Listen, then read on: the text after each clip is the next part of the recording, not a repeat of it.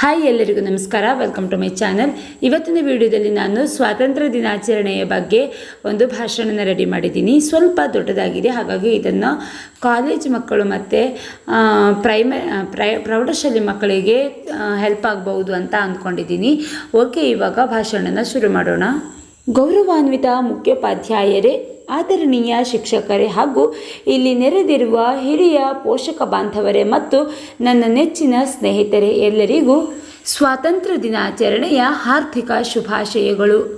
ಇಂದು ನಾವು ಭಾರತದ ಇತಿಹಾಸದಲ್ಲೇ ಅತ್ಯಂತ ಹೆಮ್ಮೆಯ ದಿನವಾದ ಸ್ವಾತಂತ್ರ್ಯ ದಿನಾಚರಣೆಯನ್ನು ಆಚರಿಸಲು ಇಲ್ಲಿ ಎಲ್ಲರೂ ಒಟ್ಟಾಗಿ ಸೇರಿದ್ದೇವೆ.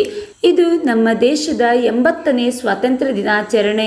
ನಿಮಗೆಲ್ಲರಿಗೂ ತಿಳಿದಿರುವಂತೆ ಪ್ರತಿ ವರ್ಷ ಆಗಸ್ಟ್ 15ರಂದು ಸ್ವಾತಂತ್ರ್ಯ ದಿನಾಚರಣೆಯನ್ನು ನಾವೆಲ್ಲರೂ ಸಂಭ್ರಮದಿಂದ ಆಚರಿಸುತ್ತಿದ್ದೇವೆ. ಈ ದಿನವು ಕೇವಲ ಒಂದು ಹಬ್ಬವಲ್ಲ, ಇದು ನಮ್ಮ ದೇಶದ ಸ್ವಾಭಿಮಾನ, ತ್ಯಾಗ ಮತ್ತು ದೇಶಭಕ್ತಿಯ ಸಂಕೇತವಾಗಿದೆ. ಸುಮಾರು 2 ಶತಮಾನಗಳ ಕಾಲ ಭಾರತವು ಬ್ರಿಟಿಷರ ಆಳ್ವಿಕೆಯಲ್ಲಿ ಇತ್ತು. ಆ ಸಮಯದಲ್ಲಿ ನಮ್ಮ ದೇಶದ ಜನರು ಅನೇಕ ಕಷ್ಟಗಳನ್ನು ಅನುಭವಿಸಿದರು. ಆದರೆ ನಮ್ಮ ವೀರ ಸ್ವಾತಂತ್ರ್ಯ ಹೋರಾಟಗಾರರು ತಮ್ಮ ಸುಖ, ಕುಟುಂಬ, ಆಸ್ತಿ ಮತ್ತು ಪ್ರಾಣವನ್ನು ಲೆಕ್ಕಿಸದೆ ದೇಶದ ಸ್ವಾತಂತ್ರ್ಯಕ್ಕಾಗಿ ಹೋರಾಡಿದರು. ಅವರ ತ್ಯಾಗ ಮತ್ತು ಧೈರ್ಯದ ಫಲವಾಗಿ 1947ರ ಆಗಸ್ಟ್ 15ರಂದು ಭಾರತವು ಸ್ವತಂತ್ರ ರಾಷ್ಟ್ರವಾಯಿತು. ಆದ್ದರಿಂದ ಈ ದಿನವನ್ನು ನಾವು ಎಂದಿಗೂ ಮರೆಯಲೇಬಾರದು. ಮಹಾತ್ಮ ಗಾಂಧೀಜಿಯವರ ಅಹಿಂಸೆಯ ಮಾರ್ಗ, ನೇತಾಜಿ ಸುಭಾಷ್ ಚಂದ್ರ ಬೋಸ್ ಅವರ ಧೈರ್ಯ, ಭಗತ್ ಸಿಂಗ್ ಅವರ ದೇಶಪ್ರೇಮ, ಚಂದ್ರಶೇಖರ್ ಆಜಾದ್ ಅವರ ಸಾಹಸ, ರಾಣಿ ಲಕ್ಷ್ಮೀಬಾಯಿ ಅವರ ಶೌರ್ಯ, ಸರ್ದಾರ್ ವಲ್ಲಭಭಾಯಿ ಪಟೇಲ್ ಅವರ ನಾಯಕತ್ವ ಹಾಗೂ ಡಾಕ್ಟರ್ BR ಅಂಬೇಡ್ಕರ್ ಅವರ ದೂರದೃಷ್ಟಿ ನಮ್ಮೆಲ್ಲರಿಗೂ ಸದಾ ಪ್ರೇರಣೆಯಾಗಿದೆ.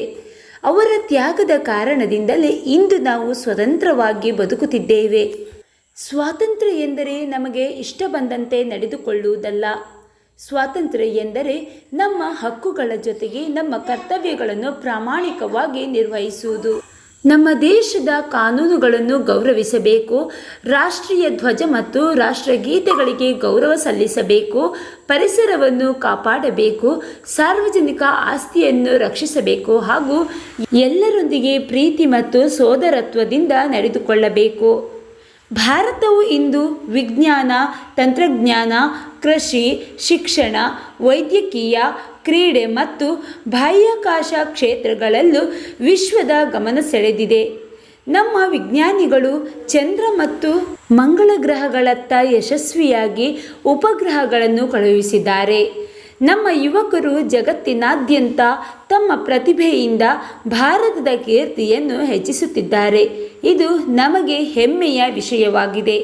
ಆದರೆ ಇನ್ನೂ ನಮ್ಮ ದೇಶದ ಮುಂದೆ ಬಡತನ, ನಿರುದ್ಯೋಗ, ಭ್ರಷ್ಟಾಚಾರ, ಅಜ್ಞಾನ, ಪರಿಸರ ಮಾಲಿನ್ಯ ಹಾಗೂ ಸಾಮಾಜಿಕ ಅಸಮಾನತೆಗಳಂತಹ ಸವಾಲುಗಳಿವೆ.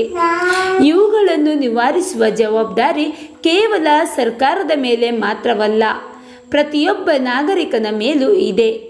ನಾವು ಪ್ರಾಮಾಣಿಕತೆ, ಪರಿಶ್ರಮ ಮತ್ತು ಸೇವಾ ಮನೋಭಾವದಿಂದ ದೇಶದ ಅಭಿವೃದ್ಧಿಗೆ ಕೈಜೋಡಿಸಬೇಕು. ನಾವು ವಿದ್ಯಾರ್ಥಿಗಳಾಗಿ ಉತ್ತಮ ಶಿಕ್ಷಣ ಪಡೆದು ಶಿಸ್ತು, ಸಮಯ ಪಾಲನೆ, ಪ್ರಾಮಾಣಿಕತೆ ಮತ್ತು ಮಾನವೀಯ ಮೌಲ್ಯಗಳನ್ನು ಜೀವನದಲ್ಲಿ ಅಳವಡಿಸಿಕೊಳ್ಳಬೇಕು. ಇಂದಿನ ವಿದ್ಯಾರ್ಥಿಗಳೇ ನಾಳಿನ ವೈದ್ಯರು, ಶಿಕ್ಷಕರು, ವಿಜ್ಞಾನಿಗಳು, ಸೈನಿಕರು, ನ್ಯಾಯಾಧೀಶರು ಮತ್ತು ದೇಶದ ನಾಯಕರು.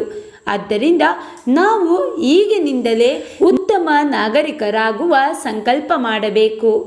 ನಮ್ಮ ಸೈನಿಕರು ಗಡಿಯಲ್ಲಿ ಹಗಲು ರಾತ್ರಿ ಎನ್ನದೆ ದೇಶವನ್ನು ಕಾಪಾಡುತ್ತಿರುವುದರಿಂದಲೇ ನಾವು ನೆಮ್ಮದಿಯಿಂದ ಬದುಕುತ್ತಿದ್ದೇವೆ.